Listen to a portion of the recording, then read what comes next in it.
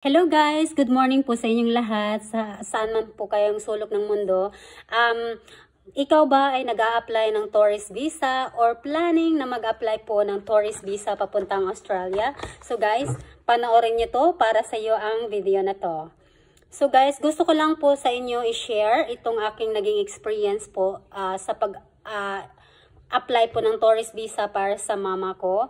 Ako po ang nag-sponsor para sa mother ko na magpunta po dito. So, first kailangan nyo pong gumawa ng IMEI account. So, since meron na po akong IMEI accounts, dahil ako lang din po ang nag-apply ng aking citizenship. So, ngayon, ako lang din po ang nag-apply na gumawa po ng application para sa mama ko na magpunta po dito para sa tourist visa niya.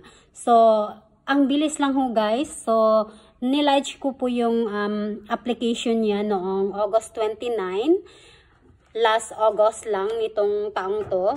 Tapos, nag-response po ang immigration sa akin ng mga 30. Kinabukasan na sabi kailangan daw mag-provide ng biometric at saka medical. So, dali-dali ko po silang pinaalam at ito na nga, pumunta na nga ho sila ng Cebu para po sa biometric at saka sa medical. So, noong nitong September lang, September 9, so nandun na nga sila sa Cebu at walk-in lang po ang nangyari guys. So, hindi na ho sila nagpa-book ng appointment kasi ang sinasabi doon na strictly kailangan meron kang appointment. So, dahil nga si mama is senior citizen, so okay lang ho yun. So, okay sa kanya na mag-book-in sa biometric.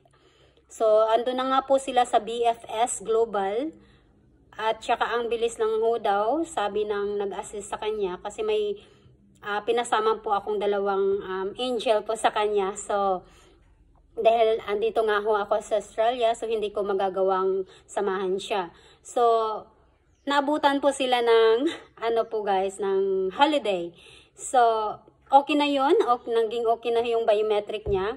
So, supposed to be lahat nung September 9, dapat yung biometric at medical is ipagsama na. So, inaabutan nga ho sila ng holiday. So, kinabukasan, nagpunta naman po sila sa medical, sa NHS. So, yun po, sobrang aga ho nila at maaga din pong na po si mama, na-accommodate. Sobrang bilis po guys, walk-in lang din po.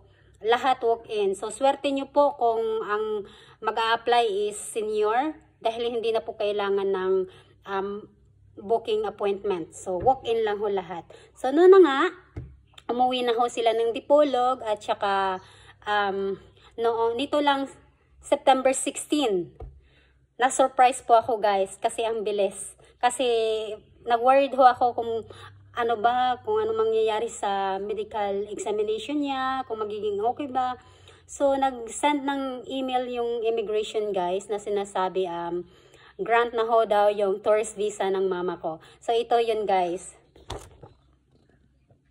So, visa granted na po si mama. So, malapit na po siyang magpunta dito soon. So, yun lang guys. Hopefully, makatulong ho sa inyo at makapagbigay din po ng insight sa mga naging experience ko din po sa pag-apply ng tourist visa niya. Sobrang bilis lang ho guys. Hindi nyo na ho kailangang magkuha pa ng agent. Kayang-kaya nyo na po yan sa sarili nyo. Kaya, kung may plano kang magpunta ng mag-tourist dito sa Australia, so kayang-kaya nyo yan guys. Good luck. So, yun lang guys. Thank you so much for watching this video and God bless.